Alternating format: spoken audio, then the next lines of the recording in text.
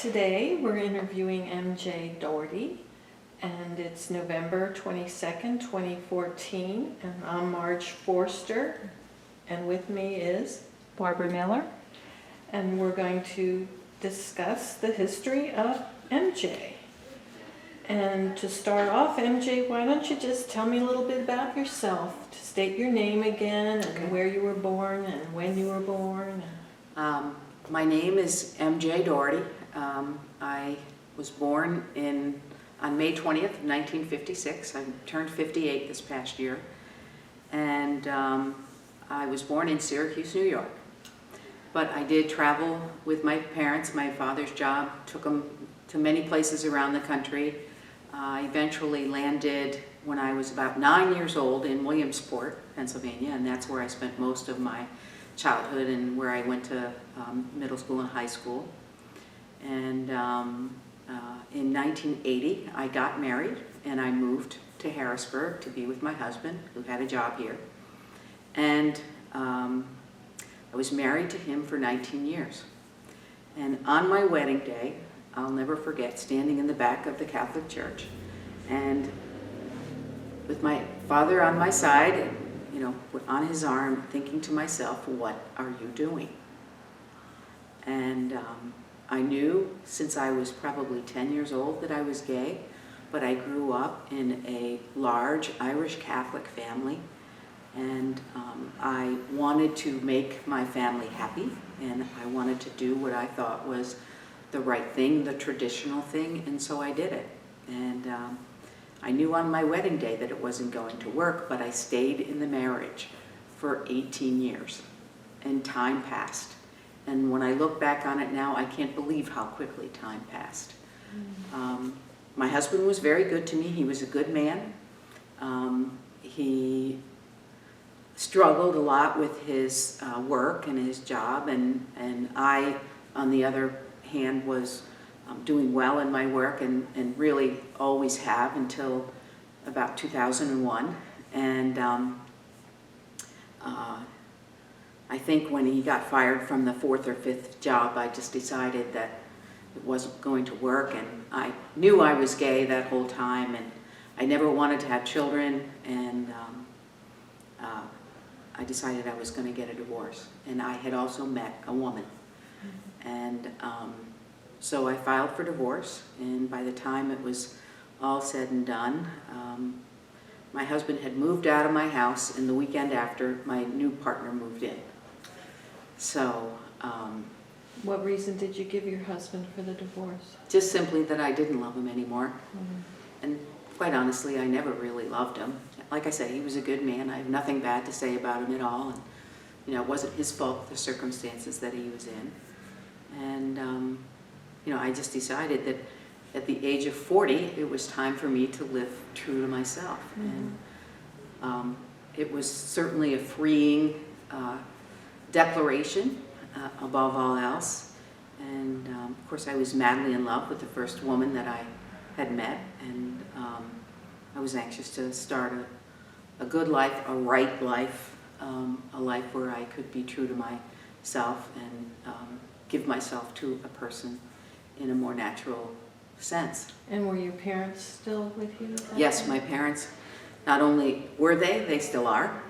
Both my mother and father. My father's 84 and my mother's 79. They, it was, of course, one of the most stressful times because they knew I was getting a divorce, but they didn't know why. And I actually wrote them a letter and told them that I was in love with another woman and that I planned to spend the rest of my life with her. And it was funny because I sent the letter and I never heard from, and I thought I would hear from my mother. I knew I wouldn't hear from my father, but I never heard from my mother until about maybe a month later, and I called her and I said, "Did you get my letter?" And she said, "Yes, of course I got your letter." I said, "I was surprised I didn't hear from you." And she said, "Why? I love you. We love you. You're our daughter and we love you. We just want you to be happy." So they were very accepting, and it meant the world. Great. Yeah. It does. And they said, she made me laugh. She said, we kind of knew, but that whole marriage thing really threw us off. Oh, they say a parent knows. Yes, yeah, absolutely. Do you have siblings? I do. I have 5 siblings. I have an older brother and 3 younger brothers, and I have a younger sister. And my older brother and I are what we call Irish twins. He's about 10 months older than I am. Okay. And then I'm the second one, and everyone else goes down. All a year apart, a year to a year and a half apart, the first 5, and then my sister, who's the youngest, was 5 years from the next one up. She's my best friend. She is, I call her my person. She's my person. Everyone needs peeps. Yeah, everybody needs a person. I'm her person, she's my person. We're very, very close, even though we're almost 13 years apart. And how close to you does she live? She lives still up in Lycoming County, near Williamsport. Mm-hmm. She has 4 children herself, and I'm the godparent of 2 of them. And so we're very, very close. And did your siblings have any trouble adjusting to the new? I have just really one brother who didn't have much of an appreciation for it. My parents are what I would call Kennedy Democrats. They were Catholic, of course, and they were Kennedy Democrats. And so they were liberal in their own right, but conservative in the values, if you will. But I have one brother that married into a Republican, very, very conservative political family. And so that's his political orientation. And he was not as accepting as the rest of them were. Most of them were like my parents. We don't care, you're our sister, we love you. Mm-hmm. He never said it, although I think he felt it. And we get along fine. We have no issues. We don't talk about it very much. As a matter of fact, we don't talk about it at all. But all the rest of them are fine. Yeah, they're perfectly accepting, and I'm blessed beyond all measure because of it. So. What about your schooling? Did you go to a Catholic school as well? No, they wouldn't take me. My older brother, he did go to Catholic school, and I don't know why, but I just remember my mother saying that you're not going to the school, you're going to have to go to public school. So, and I never asked any questions, and nor did I really care, because I don't think I wanted to go to the Catholic school. Of course, I went through the traditional Catholic rituals, if you will. I went to, of course, baptism and communion and confirmation, and even my marriage. I was married in the Catholic Church as well. And I'm grateful for the traditions and, the recognition that there was a spiritual being involved in my upbringing. I consider myself a Christian and have been since I was 19 years old, when I wandered into the woods and asked God to accept me as one of his own, and I accepted him for who I am, and thanked him. So yeah, I mean, my brothers and my family are all, and my mother is one of 8 children, and of course, so there's gayness all through all sides of the family, cousins and so on and so forth. So, and my whole family has always been very accepting. So my grandparents were gone before I came out, but the rest of my direct family has always been very accepting and very loving. Wonderful. Maybe we should interview all of them too. That would be interesting. I may learn a lot. We might need to expand the project. You mentioned your job and how you've always been good at your job. Do you want to talk about your career path? Yeah, when I graduated from high school, I wanted to get into a program at the local community college, which was at the time Williamsport Area Community College. It's now known as Pennsylvania College of Technology and Science. But at the time there was a program there for surgical technician. Basically, it was an operating room technician where you worked in a hospital setting. And they took 12 students. And I wasn't a great student in high school. I was just an okay student. I didn't make the honor roll. I got B's and C's. Struggled a lot because of my sexuality. I was bullied a little bit throughout my high school years. I was always a great athlete. I played a lot of sports. I played basketball and softball and all of those things. And so it was the stereotypical kind of bullying that happened in high school, as it does today, no doubt.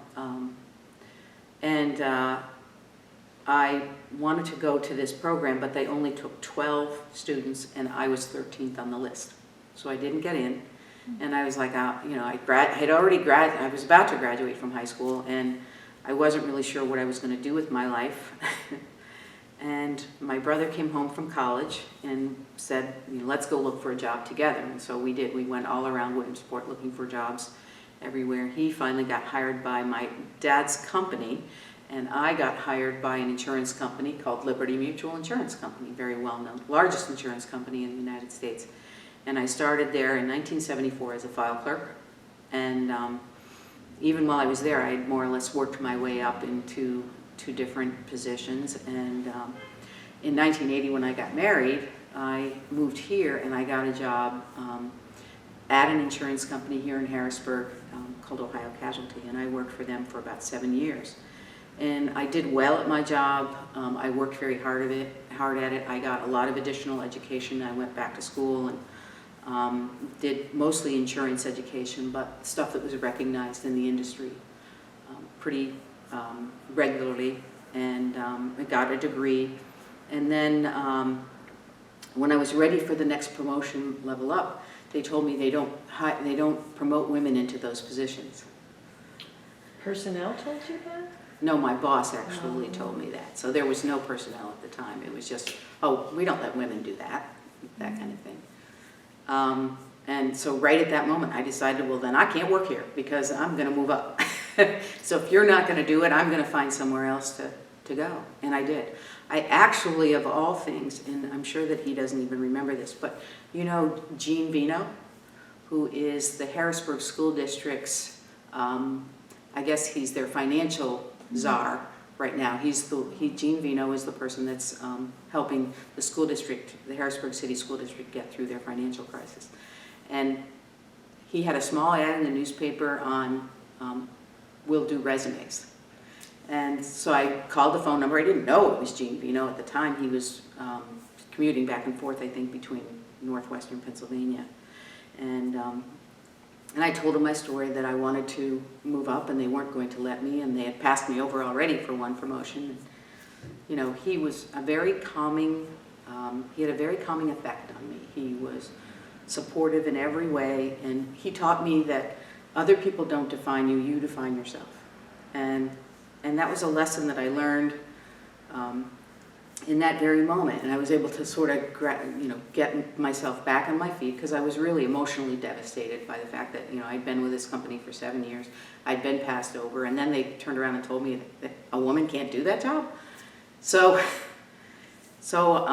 Gene helped me put my resume together, and I sent it to a company, and they hired me for that next level position, and I moved into that, and and my career just went up and up and up from there. I was successful at what I did, and to the point where I was making $100,000 a year, and pretty comfortable in my life. And I worked for a Fortune 100 company here in Harrisburg. I worked for a company called Marsh & McLennan, and they were a large insurance broker. And I worked for them and traveled all over the country, visiting other Marsh offices and so on and so forth. And loved the work, loved the people. I was the insurance services manager at the office here in Harrisburg, and I also had a substantial book of clients that I also managed their insurance portfolio on. One of them was Bucknell University. That was one of my largest clients. So I thought I was pretty darn good at what I did, and I loved what I was doing, and I loved meeting the people. And I had gotten tapped to do some work in New York City. And I was going back and forth between the Harrisburg branch office and the Philadelphia branch office, doing some various work, and I got tapped to do some country-wide work and some region work for Marsh in New York. And So on September 10th of 2001, I had gotten on the train here in Harrisburg, gone to a meeting in Philadelphia, and I was in Philadelphia until late in the afternoon, and then took the train from Philadelphia up into New York, and then took the path right in to the World Trade Center site. And that was the evening of Monday, September 10th. And I was there for a regional meeting. There were people there from all over the country. There were people there from Richmond, Virginia, and Boston, and Stamford, Connecticut, New York, and New Jersey, and Pittsburgh, from all over, basically what was known as the Mid-Atlantic region. And we'd gotten together that evening, that Monday evening, and went out for a nice dinner with some friends, and drank a couple of bottles of wine, and had a wonderful, wonderful time. And ended up walking back over to the hotel, which was the Marriott World Trade Center, which was in the complex 3, building number 3, World Trade Center 3. So 1 was Tower 1 and 2 was Tower 2, obviously, and the hotel was the World Trade Center 3. And we had gone to the bar and had a few drinks, and then we all adjourned and went up to our room. And the last thing, I was on the elevator, and I was on the 19th floor of the hotel. And the last thing I remember was holding the elevator door shut and leaning out and saying, "Are we meeting for breakfast tomorrow?" And my friend said, "Just come over to the meeting early. We'll have continental breakfast there, and then we can kind of catch up too before the meeting starts." So I said, "Okay, see you in the morning." And so that was the last time I saw her. She was killed, along with many, many other colleagues, people from the meeting that were already upstairs. But I was, that morning I got up, and my partner had called, and we were chit-chatting. It's funny, she says my life was saved by the fact that we were redoing our lawn. We were replanting our lawn, because basically what happened was we had lost the whole thing. We had decided, well, let's just reseed it. So we reseeded it, and every morning one or the other of us would get up and go out and turn the sprinklers on to water the seed. Mm-hmm. And that was at 5:30 in the morning. And so I had that automatic alarm thing going on, where I was waking up between 5:30 and 6 o'clock, getting ready to go out and move the sprinklers around in the yard. And that morning I actually did wake up rather early. Supposed to meet over in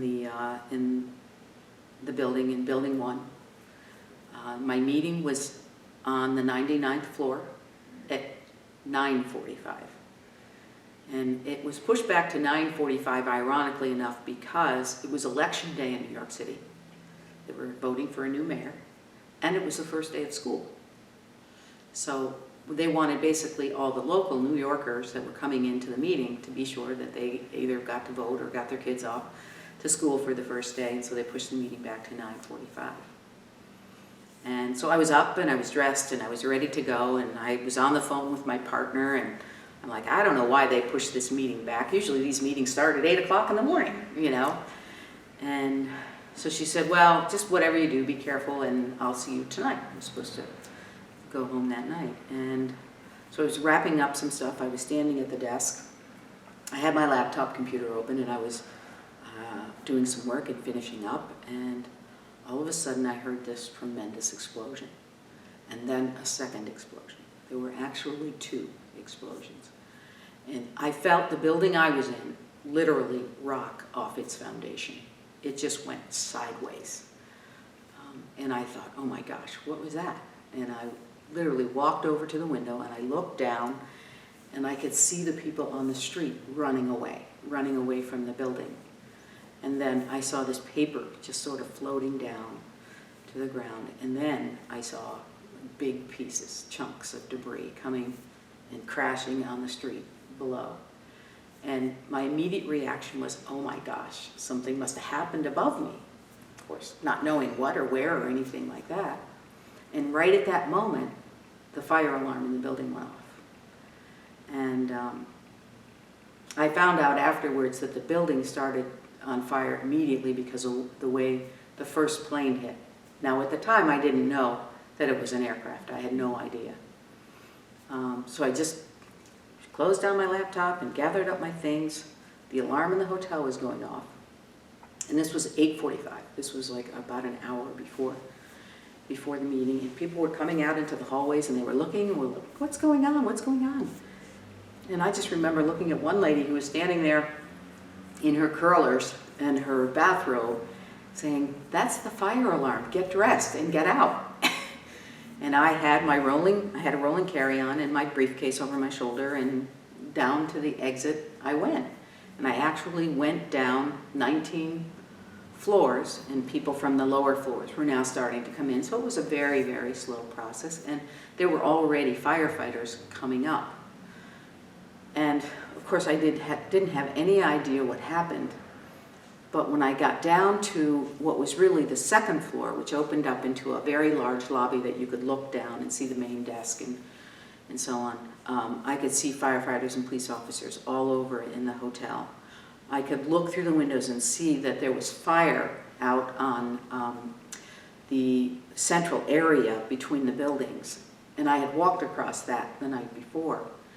And so I went down the steps, and as I was going down the steps, I could see through there that the entire place was filled with debris and it was burning. And of course, people were scrambling around, and the hotel staff, they were wonderful. They were like, come this way, they down through the main lobby and out on the side, out through the side door. And as I walked past those lower doors that I had come through the night before, it was 5 feet of burning debris. And I got out onto the side. I went through the restaurant, through the bar where we had been the night before. Still had all my things with me, and out the door onto Liberty Street, which is right at the corner of the West Side Highway and Liberty Street. It's right where the hotel and Building 2 were. And there was a police officer standing in the center of the sidewalk, and he was telling people, wait. And then he would look up, and then he'd say, okay, run. And so you would go, and a group of people would go out and run across the street. And as soon as I got across the street, I turned around and I looked up, and I was like, oh my gosh. And you know, I had no idea what had happened. I knew that it was a fire, and I thought, in my mind, it was like, it must have been a boiler or something that exploded. And I crossed the street and I started to walk away from the building. And I just remember looking back and then realizing that whatever happened, it was on my floors. My company had 93 to 100 in Tower 1, and the first plane went right in at 95. So it went right into my floors. And I had been to New York many times before. I'd certainly been to the World Trade Center. As a matter of fact, the July before that, I'd spent almost 2 weeks up there in a training class. I knew immediately that it was something horrible and that it was in my offices. But I got about maybe half a block away, and I really didn't know from an orientation standpoint, where was I? Where am I? Which way do I go? And by this time, there were thousands of people on the street. And I heard a couple of people going, you know, oh my gosh, oh my goodness. And I turned around and looked, and that's when I saw people start to jump out the windows. And the first one I saw, I just couldn't believe my eyes, and I thought to myself, why? Why would they jump? Why don't they wait for the firemen to come and rescue them? And so I turned around and kept walking, and then the last time I turned around, I watched a couple, a man and a woman, come to the window, hold hands, and jump together. And that was the last time I turned around. I knew at that point that I couldn't, so I was just walking away. Lots of people on the street, lots of debris. Could you breathe? Well, at that point, the fire was just above us. It was above me, so yes, I didn't have any trouble breathing. The only thing I had to watch out for was the debris on the street. Because of the way the plane had come, it had come from north to south, and I was now south of the towers. And so what happened was I walked right into the middle of the debris field of the plane.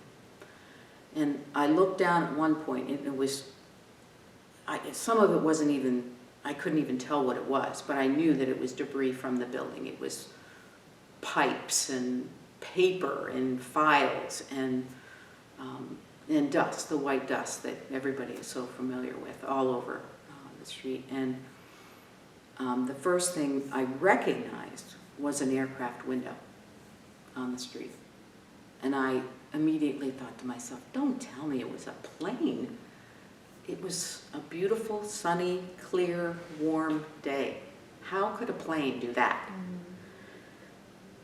And I kept walking, and as I was walking, still in the debris field, probably maybe a block and a half, perhaps even 2 blocks away by now, on the West Side Highway, on the street, I was walking. And I came across what I first did not recognize, and then immediately realized it was a part of a body. It was a human torso. And that's when I said, okay, enough. I've had enough. I can't see anymore. I don't want to see anymore. I just want to figure out how to get home. And so I would ask people on the street, like I said, there were thousands of people on the street, how can I get back to Pennsylvania? How can I get to Pennsylvania? And of course, no one was really coherent at that time. Everybody was in complete shock. There were a lot of people that were still watching the events and so on and so forth. And I kept walking, and I was walking south along Battery Park, and on the West Side Highway, and I heard this tremendous noise. And I thought, what is that? And I looked up, and it was the second plane. And it was literally flew right over my head, and I watched it. I watched it disappear right into the tower. And I knew, I mean, that was the moment that you know, oh my gosh, this is bad. This is really bad. And when that second plane hit, everyone panicked. Everybody on the street dropped everything they had and just started running.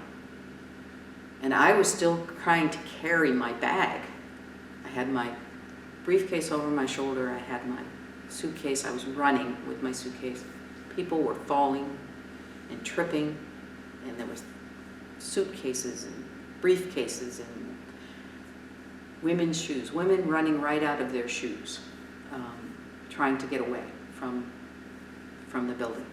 And I stopped long enough to lean my rolling carry-on up against a fence and then to keep on running.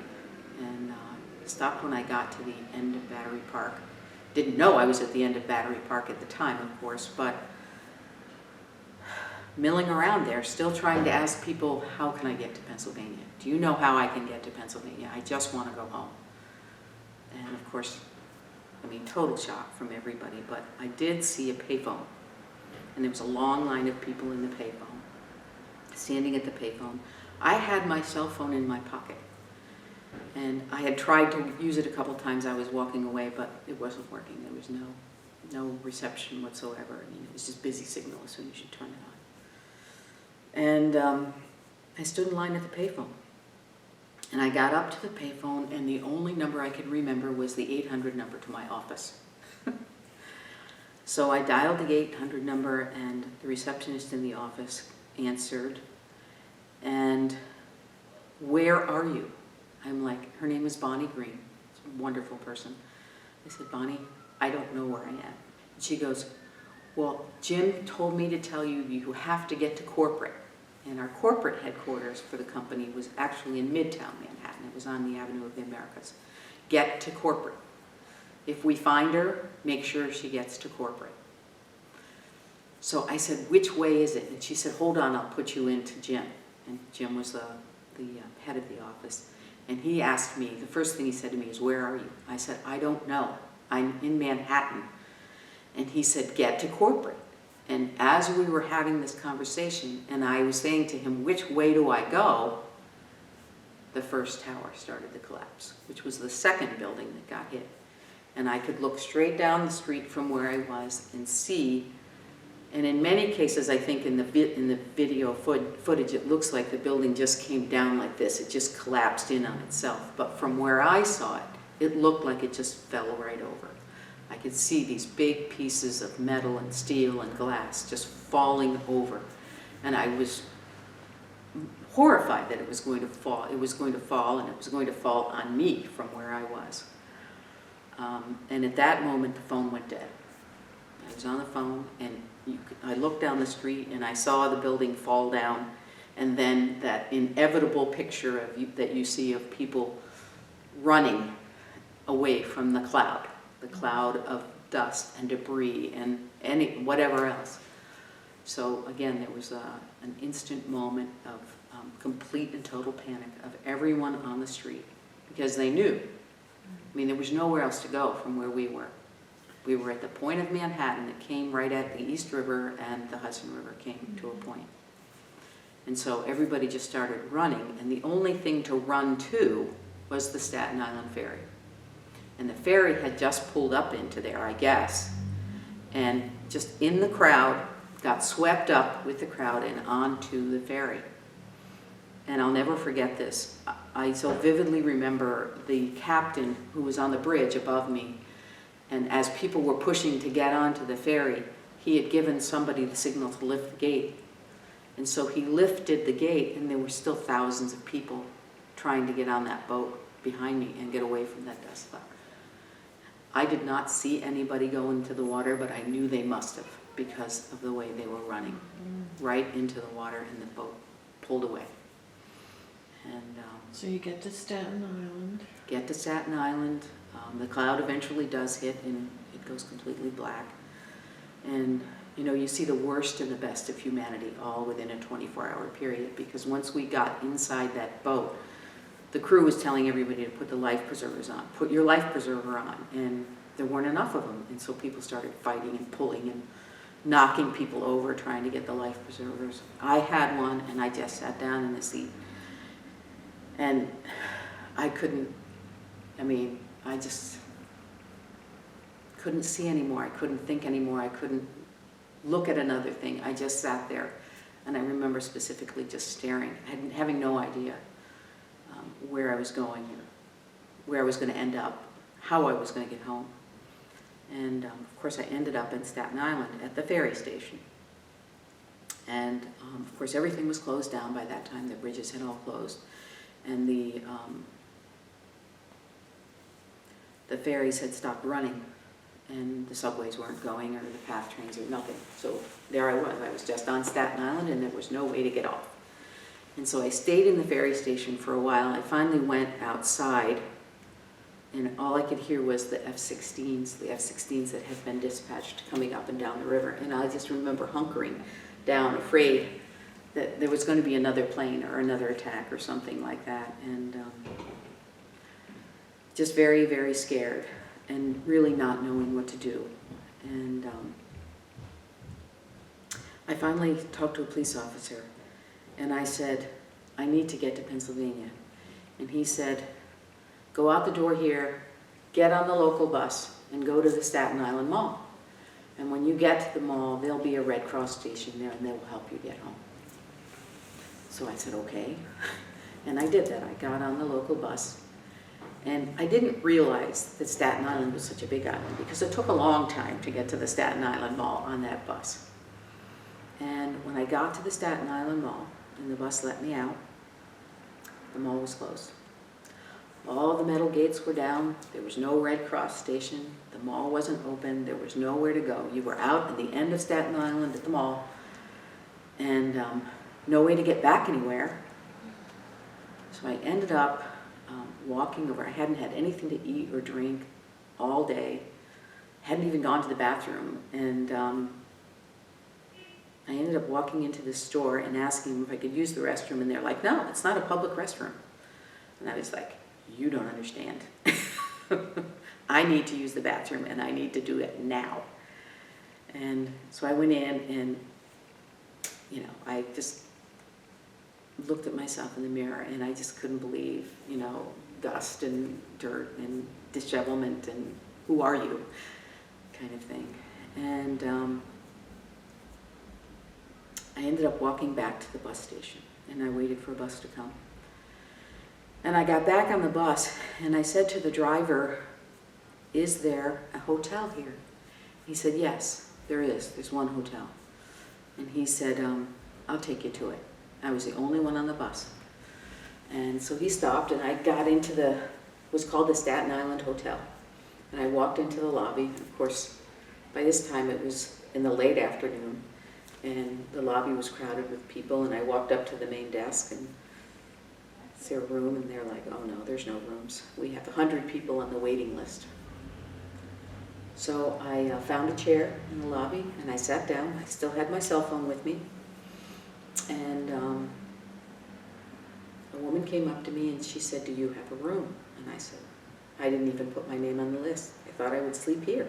And there were people lined up along the walls, and there was a small restaurant, and the restaurant was doing everything it could to keep people, with food and water and so on. And she said, well, I have a room, and it has 2 double beds. I'm happy to share it with you. And so I did. Her name was Rosemary Flick, and she invited me up, and of course I didn't have anything with me except for my cell phone, and I had some cash and a credit card in my pocket. And I spent the night there, and watched from where we were the towers smolder and burn all night. And then, of course, the police and fire department was right across the street from the hotel, and they ran all night too. So it was literally, 24 and then 48 hours with absolutely no sleep. So your partner still hasn't heard from you again?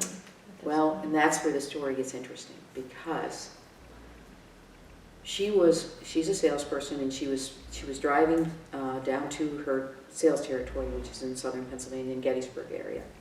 And she was listening to the radio, and we had just spoken.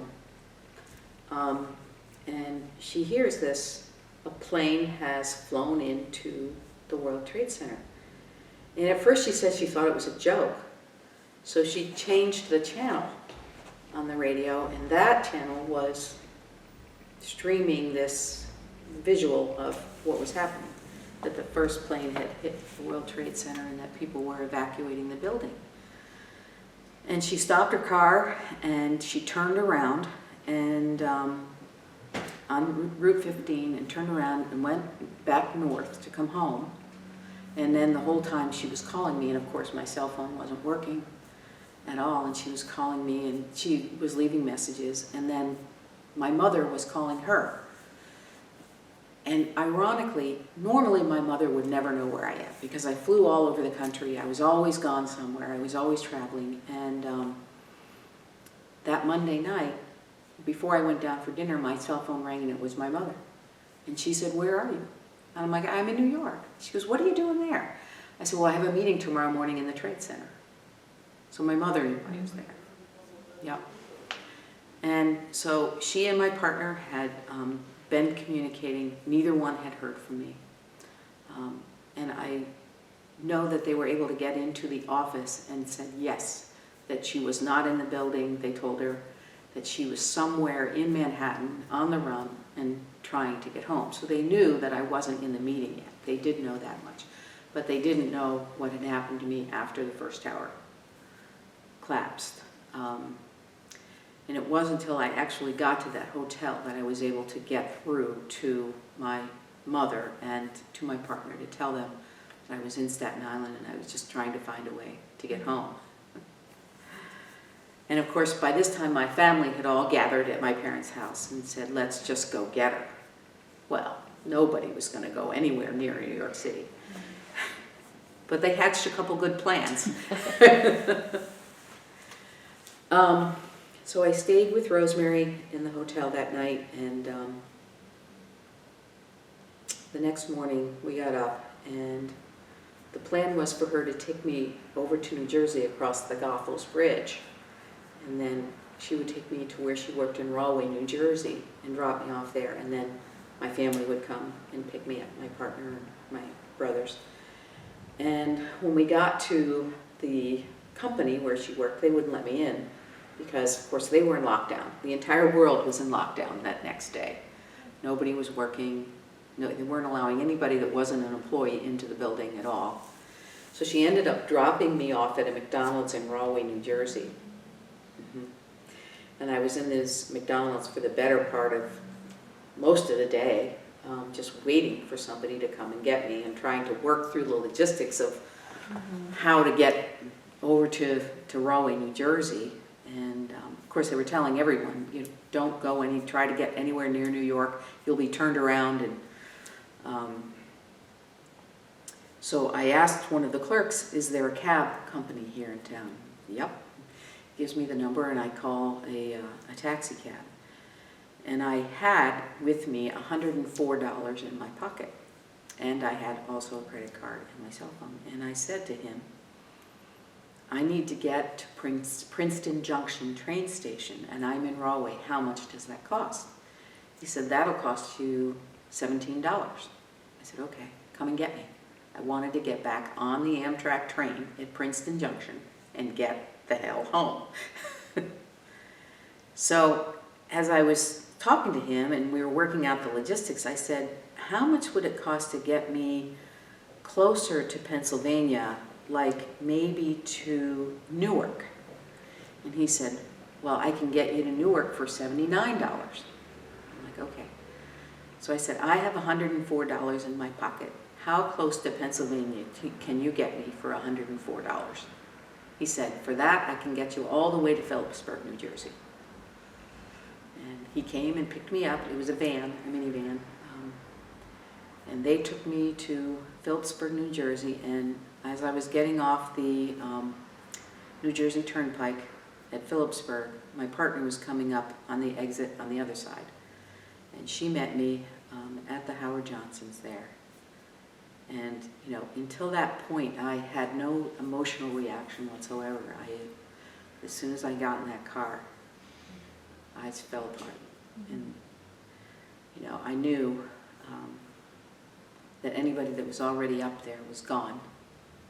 And it turned out that it was myself and one other person from Richmond, Virginia, were the only ones that survived. Everyone that we had dinner with the night before and everyone else in the meeting had gotten killed by the first plane. So, and the company lost 295 employees that day that were in the tower. Sorry, that's a Yeah. great loss. It was a tremendous loss, and it was very hard, very, very hard. So I got home. Glad you did. But Yeah. the story got worse. Yeah, I thought so. Tell me what happened next. Well, the company itself was wonderful. They offered and wanted to put psychologists and psychiatrists in every office across the company because they knew that the loss was going to be unbearable and that everyone in the company, all 50,000 employees at the time, would know someone that had gotten killed that day. And certainly that was the case. So there were 63 offices in the United States and another 70 offices in Europe. But in the United States, they put trained staff to be able to, for any employee to walk into and talk to anytime they wanted to. But the head of office here in Harrisburg, he wanted no part of it. He didn't want anybody to come in. And when I got back, I realized someone had told me that he raged in the office that day, pacing back and forth. Where is she? Where is she? Why hasn't she called? And of course, I was not out at my office, and I certainly wasn't out to him. But when my partner heard that news on the radio, the first call she made was to him and said, have you heard from her? And he said, who are you? She said, I'm Christy. I'm MJ's partner. He said, well, we haven't heard from her. We're trying to figure out where she is. And he was short and abrupt and essentially hung up. And any information that my partner got after that was from my family, from my mother and father. And so it was definitely a turning point for him. And I had been outed, not by any of my own doing and certainly not by any maliciousness, just out of love and out of compassion and concern. And it was never the same after that. I worked for a wonderful company and who had pushed me ahead in my career and given me several promotions. And as I said, I was making very good money, and when I did get back to the office, I wasn't hurt. Now, by that I meant I wasn't hurt physically. I mean, of course I was bruised and tired, but I wasn't hurt physically. Mentally was a whole nother story. And the company adopted a mantra called business as usual.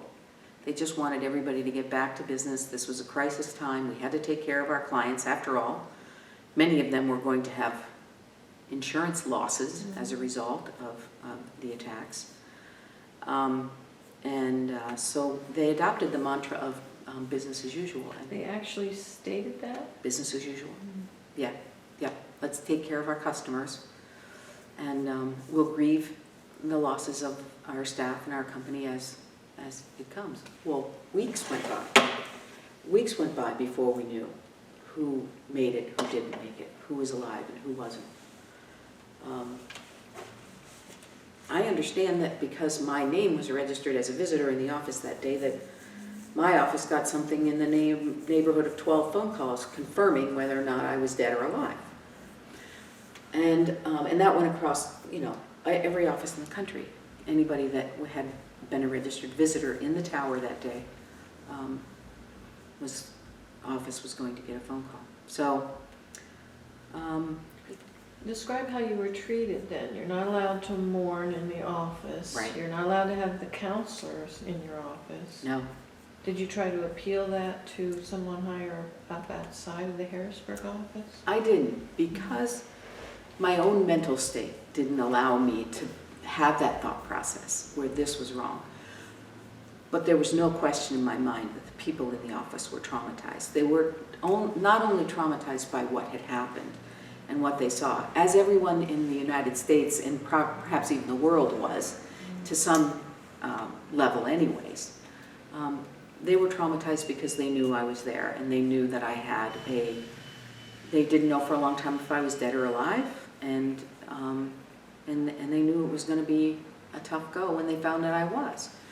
So the staff was, very kind and very compassionate, although it's funny when you have an event like that, there's not a lot of patience for it. It's, hey, it's been a month, get over it. And that's a pretty natural reaction for anybody, no matter what kind of crisis they face in their lives. You can't just keep carrying it along and carrying it along. At some point or another you have to resolve it in whatever way you can, and then put one foot in front of the other. And that sort of becomes the mantra after a while. We're just putting one foot in front of the other. Perhaps we're even just going through the motion, but we still have to put one foot in front of the other. There's no alternative. And so I struggled. I struggled for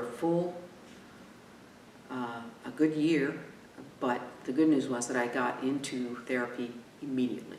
I got back on a Wednesday, and I think on Friday I had my first appointment with a therapist who was absolutely wonderful in helping me get through my diagnosis of post-traumatic stress disorder.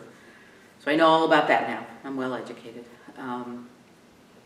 But she also adapted a couple of important lessons, and one was, hey, you have to assume a normal routine.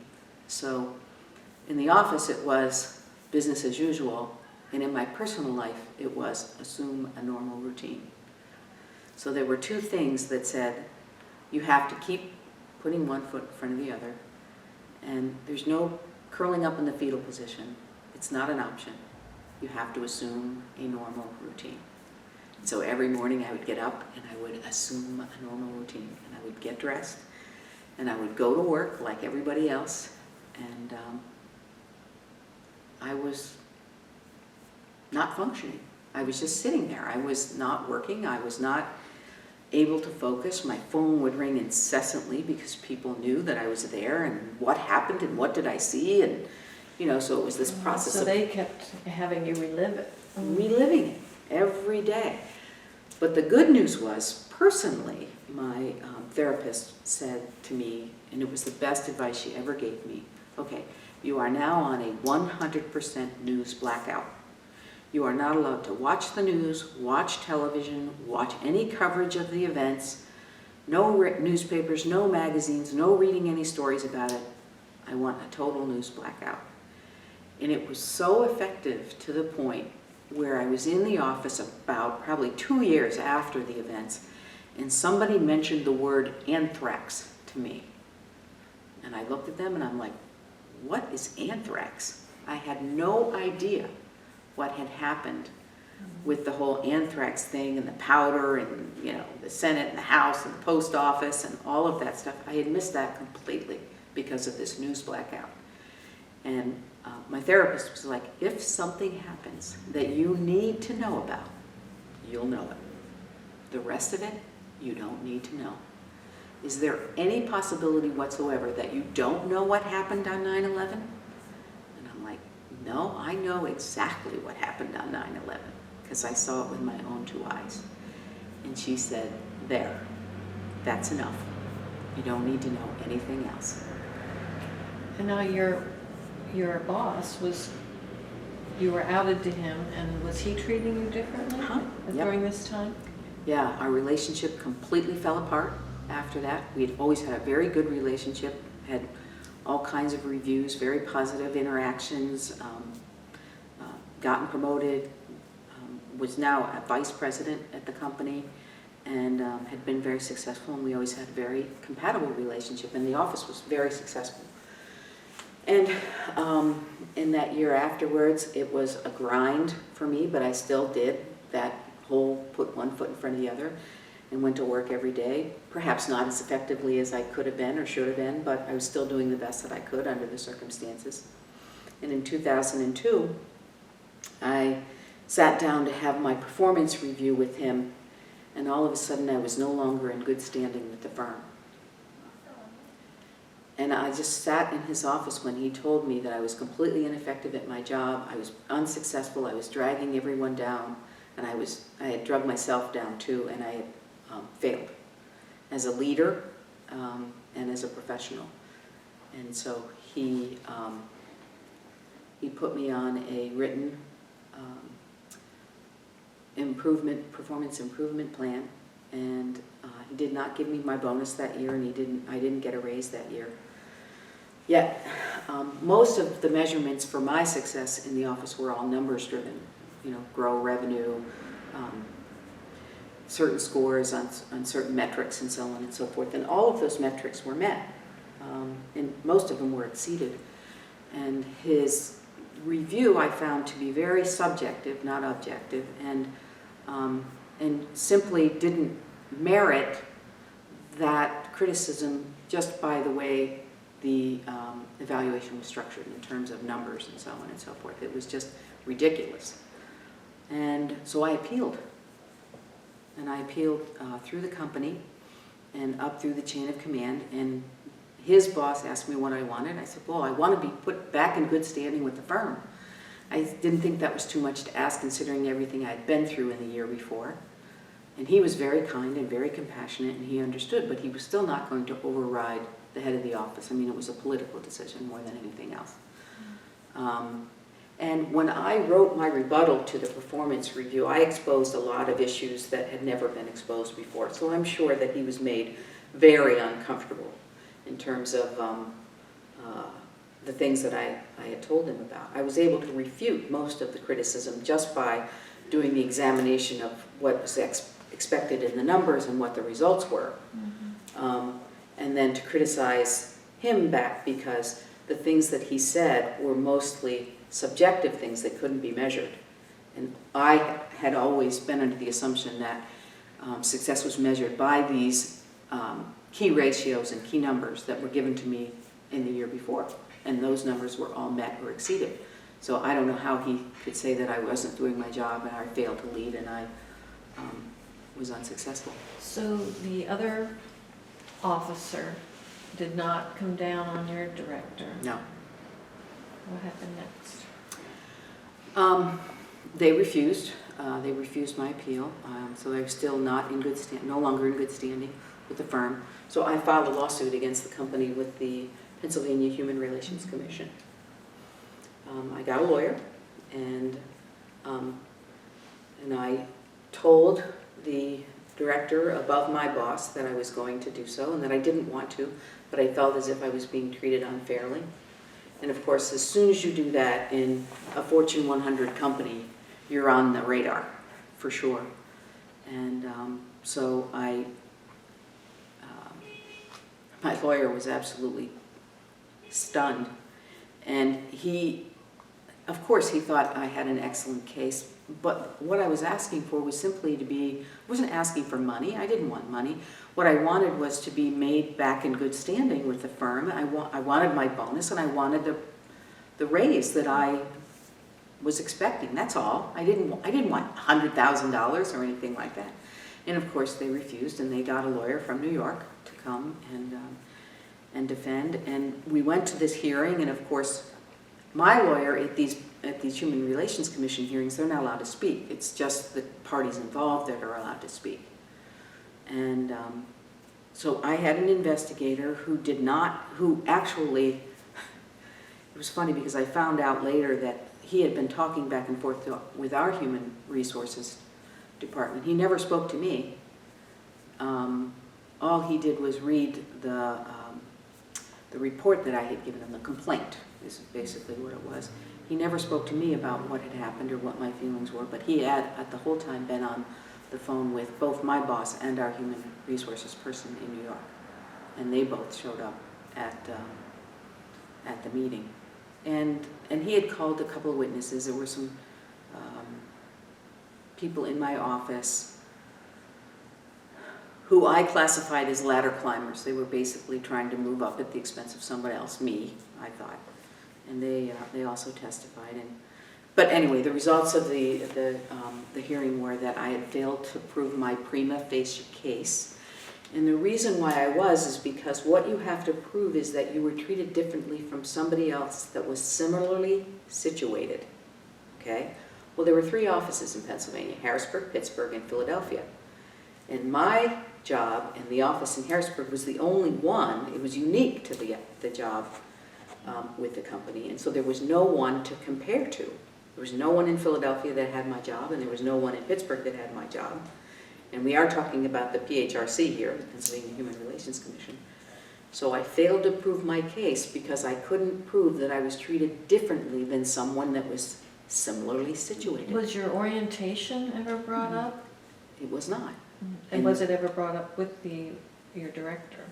Did that ever surface No. after that? And that was not the basis of your suit? It was not, because it's not protected.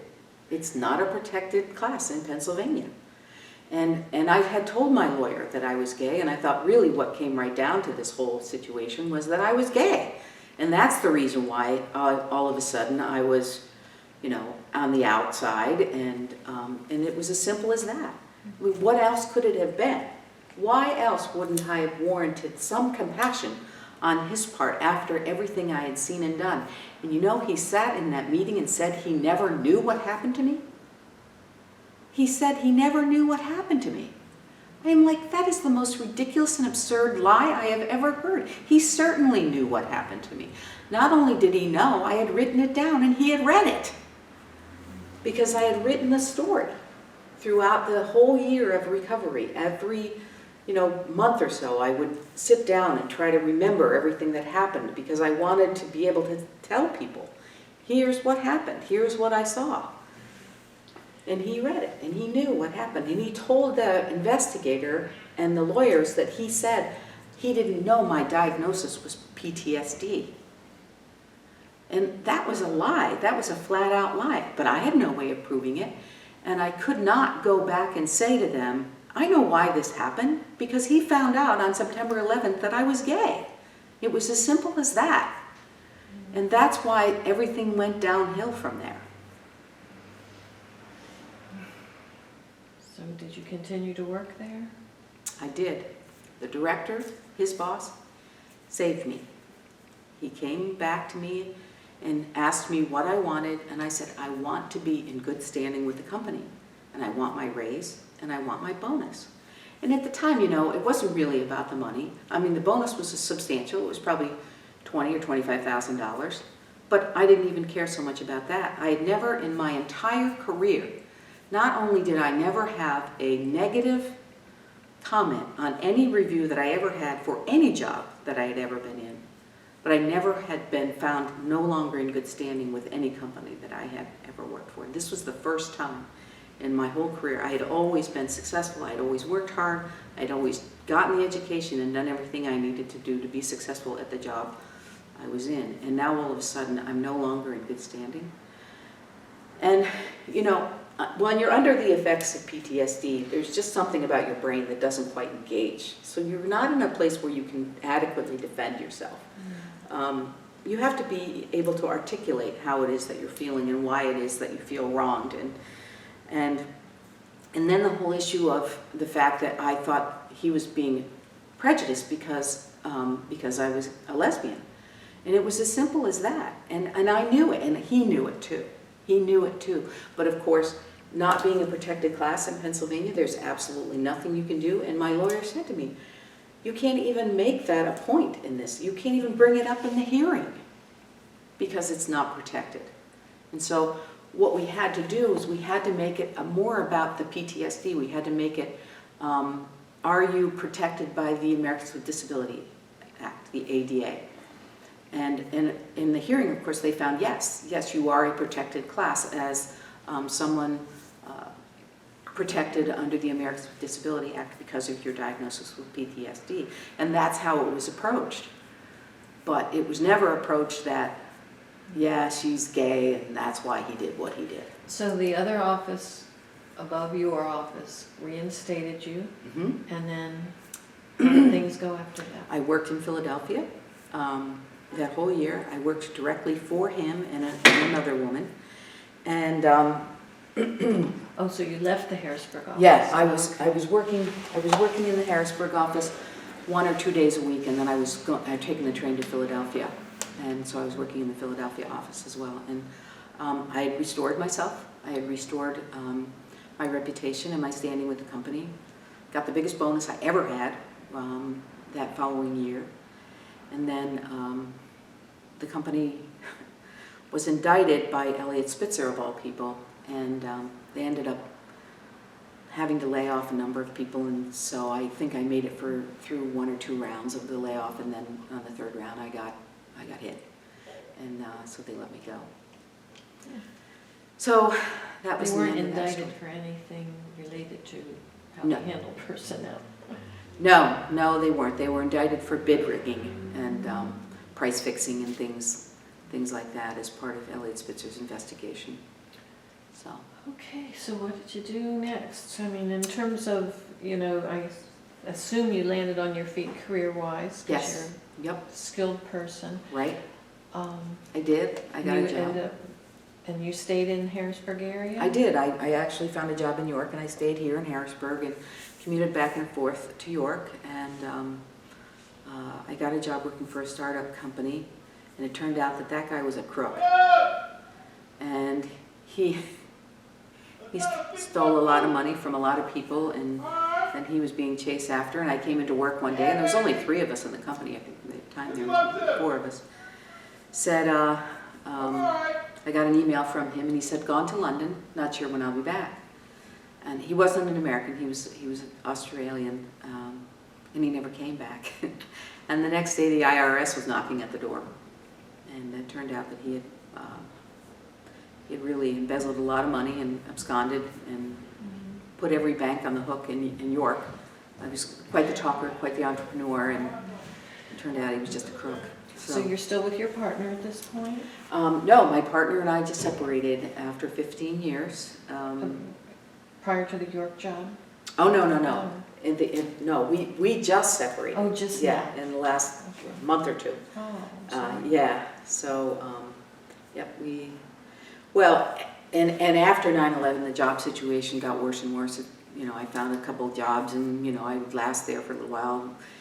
The guy that went to London, that company folded, and then I got a job at another company, and it went out of business. And then I got another job, and they had to downsize people. So it was a good 10 years that I struggled back and forth with trying to find work. And the head of the office at Marsh was also working on my reputation at the time as well.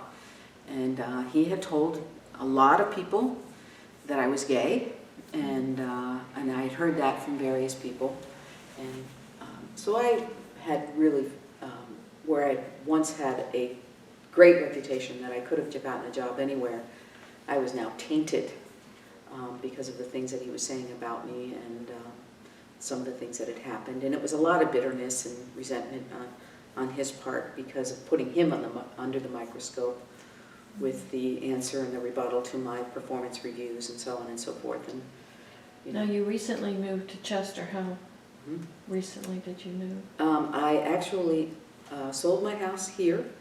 I've lived in for 28 years, and I couldn't find a job here anywhere. I had sent out over 60 resumes and letters and applied, and I sent one resume outside the area, and I thought, well, it's maybe time for me to expand my search. And within 3 days, that company called me and went through a very arduous interview process. I had 9 interviews, and they offered me the position. And at that point, I said, well, there's no point in me staying here in Harrisburg. And my partner and I had struggled for many, many years because of the job situation and the financial situation, and she decided she didn't want to do it anymore. So she walked away from the relationship, which was okay. I understood that.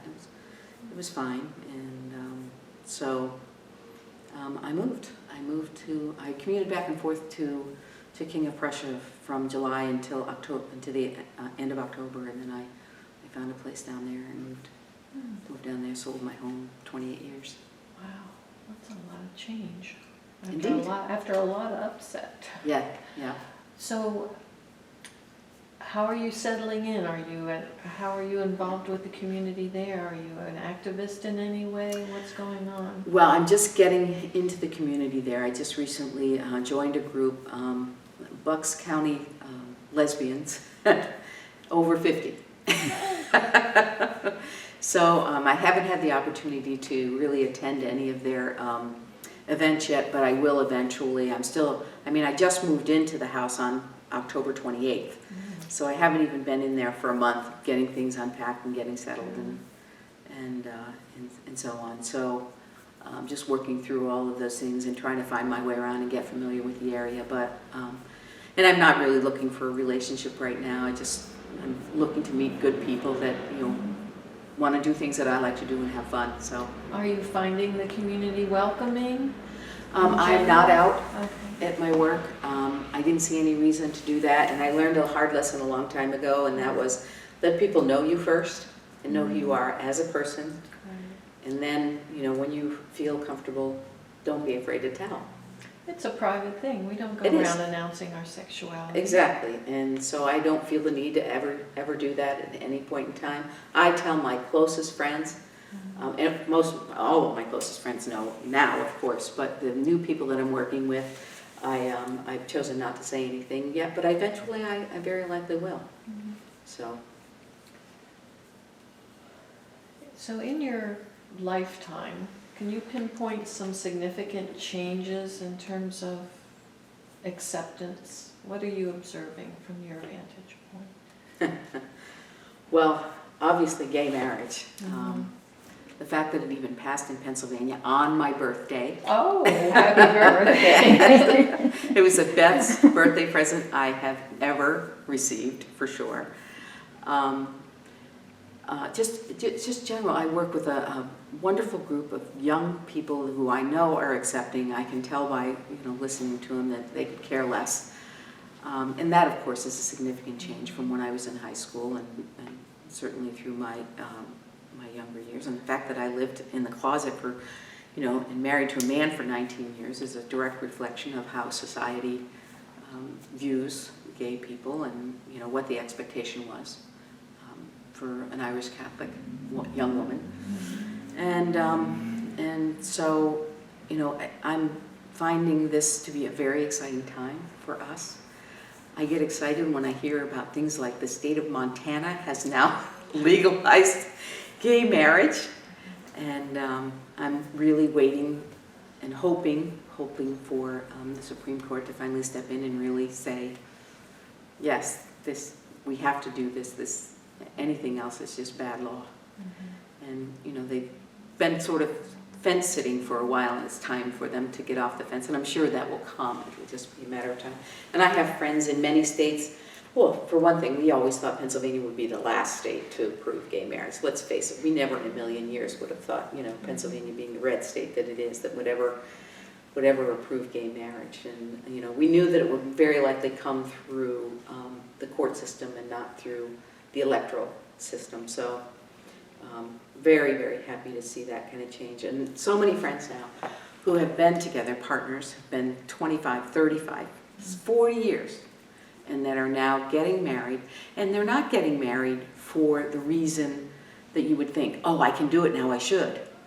Now they're getting married to protect their assets. Now they're getting married to do the thing that they need to do to protect their partner's interest in the things that they've built together as a couple all of these many, many years. Right. And it's just wonderful to see. It's wonderful to see them happy and secure. Secure. We needed this for security, you know. But as you've pointed out, this work protection is Still not here. issue. Yeah, it's still not here. And you know, I think at some point in time, I will get to the point where I will want to be an activist. And it's funny because I just read this week, I thought to myself, I wonder if my company that I work for, and I probably should have looked at this before, but I just sort of came to my mind, has sexual orientation as one of the protections in their policies, and they don't. So that will be my first step of activism. I will go to my personnel department, personal development, and say to them, it's time for you to update the employee manual to include sexual orientation. And if they say why? I'll tell them. I will 100% tell them. Not just because of me, because for everybody. It's But are the right you thing to do. afraid you'd be risking your job? No. No, not at all. And if I am, I don't care. If I am, I don't belong there. That's not where I should be if they don't accept me for who I am. It's as simple as that. Well, I want to thank you for sharing your story. Is there anything that we've missed? Anything else you'd like to add? No, I'm happy and healthy and blessed in more ways than I can count. So, nothing else. Well, thank you again. It's been an honor and a pleasure. It's a pleasure to hear your story, as sad as parts of it were. Yes, I'm sorry. It's all right. I've heard the stories, but not from your vantage point. It was as close as I've come. Yeah. Thank you. Thank you.